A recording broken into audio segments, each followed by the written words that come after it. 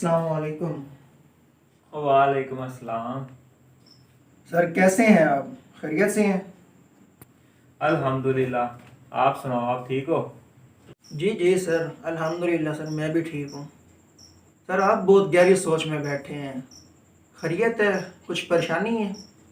बस यार कुछ नहीं है, जब भी एक 14 अगस्त का दिन करीब आता है ना, तो जहाँ मैं अल्लाह रब्बुल इज़्ज़त का शुक्र अदा करता हूँ कि उसने हमें एक आज़ाद मुमलिकत अता फरमाई, वहीं पर कुछ चीज़ें जो हैं वो मेरे लिए तकलीफ़ का बाइस बनती हैं।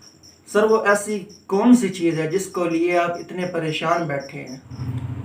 यार वो ये कि अब देखो, ये मुल्क हमें जो है बुज़ुर्गों ने कितनी कुर्बानियाँ दी, अपनी जान और माल की कुर्बानी दी, तब जाके हमें ये मुल्क एक आज़ाद मुमलिकत अता की है अल्लाह रब्बुल इज़्ज़त ने। तो लेकिन हमारे जो नौजवान और बच्चे जिस तरह से इसको मनाते हैं, बाजे बजाना, हुल्लड़बाजी, जुलूसों में, रैलियों में, क्या ये तरीका सही है?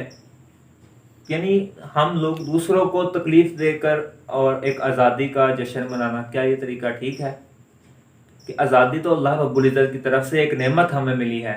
हमें चाहिए कि हम इसका अपने रब के आगे शुक्र अदा करें कि उसने एक इतनी बड़ी ये नेमत हमें जो है वो अता फरमाई।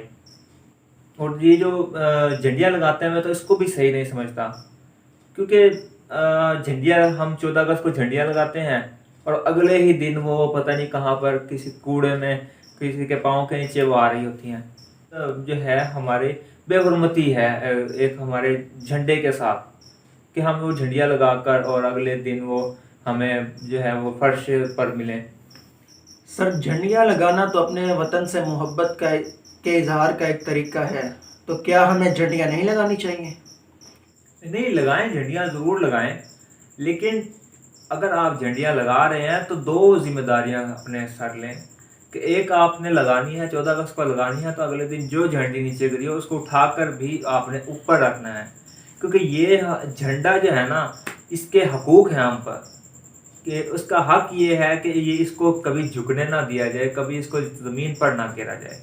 तो ये भी एक इस पर का हम पर हक है कि झंडे के आदाब में आता है कि झंडे को कभी नीचे गिरने ना दिया जाए, हमेशा उसको बुलंद रखा जाए। तो सर सबसे बेहतरीन तरीका क्या होगा कि हम इस दिन को कैसे मनाएं?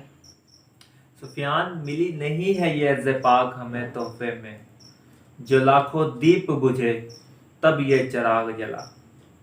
तो ये इस मुल्क के पीछे तो इतने बुजुर्गों की कुर्बानियां हैं, तो हमारा फ़र्ज़ ये बनता है कि हम इस दिन को इस तरह से मनाएं कि उनकी कुर्बानियां रायगा ना जाएं। सबसे बेहतर तरीका ये है कि हम अपने रब के आगे दो नफल अदा करके उसका शुक्र अदा करें कि उसने ये हमें एक आज़ाद मुमलिकत, एक इतनी बड़ी नेमत हमें अता फरमाई। तो ये मुल्क हमारा घर है, हमें इसका ख्याल अपने घर की तरह रखना है। इस वक्त हमारे मुल्क का सबसे बड़ा मसला माहौलियाती आलूदगी है, जिसकी वजह से न सिर्फ हमें मौसमों की तब्दीलियों का बल्कि बहुत सी बीमारियों का सामना करना पड़ रहा है। तो सबसे बेहतरीन हल इसका ये है, जो आप एक बाजा लेने पर एक पैसे खर्च करते हैं, उससे कम कीमत में एक पौधा आता है, क्योंकि माहौलियाती आलूदगी को कम करने का सबसे बेहतर तरीका दरख्त लगाना है। तो बजाय इसके कि आप फजूलियात में पैसे खर्च करें, आप इस 14 अगस्त पर अपने हिस्से का, ज़्यादा नहीं तो एक पौधा आप ज़रूर मुनासिब जगह पर लगाएं, ताकि इस कार्य खैर में, इस मुल्क में माहौलियाती आलूदगी को कम करने में आप अपना हिस्सा डाल सकें। जी सर, आपने बहुत ही अच्छी बात बताई है कि एक पौधा लगाने से माहौलियाती आलूदगी कम होती है। मैं भी इंशाल्लाह एक पौधा ज़रूर लगाऊंगा अपने हिस्से का। हाँ हाँ बिल्कुल सुफियान, इंशाल्लाह हम सब अपने हिस्से का एक पौधा ज़रूर लगाएंगे। ये वीडियो तमाम पाकिस्तानियों के लिए है। इसमें एक पॉजिटिव पैगाम दिया गया है कि अपने मुल्क में पौधे लगाकर अपने मुल्क को माहौलियाती आलूदगी से बचाएं।